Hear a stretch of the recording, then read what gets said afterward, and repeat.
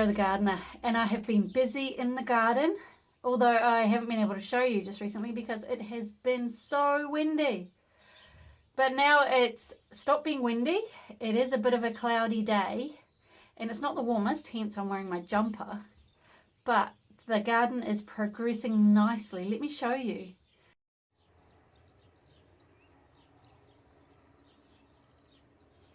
Okay, so my garlic has still got rust. It is such a pain. But what I'm doing is I'm coming out every day and I'm picking it off. Now, see if I can find some for you.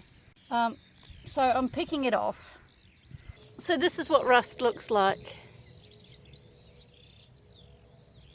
Horrible little orange pustules on my plants. By the time it gets to this point, it's already in the air, because like with all fungus, the spores are just air distributed by the air.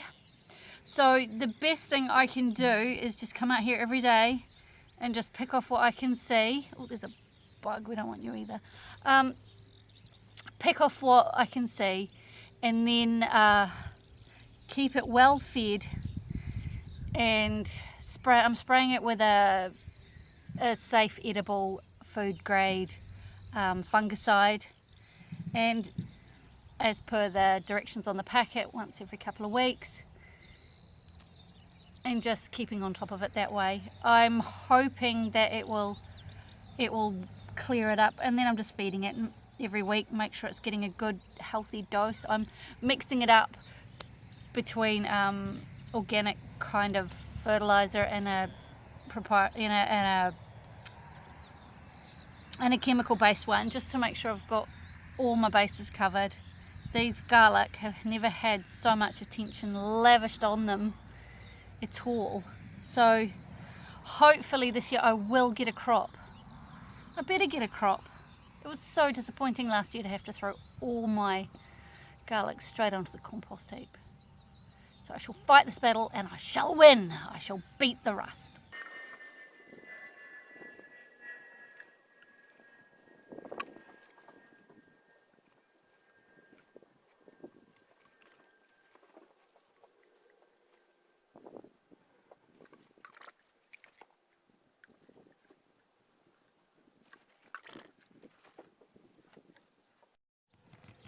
The onion's doing really well, starting to bulb up nicely. Spuds are up and looking good. I even labelled them this year, so we won't have a repeat of last year's debacle when I got them all mixed up. And we ended up having floury potatoes instead of waxy ones for Christmas. Gosh, that was a near miss. I nearly ruined Christmas. I've been doing a lot of digging and weeding and turning over the soil. There's only a couple of beds left that look like this. That is actually a bed, believe it or not. The raspberries are starting to fruit up, but they're also looking a little hungry. So I may need to feed them. I should probably feed the strawberries too.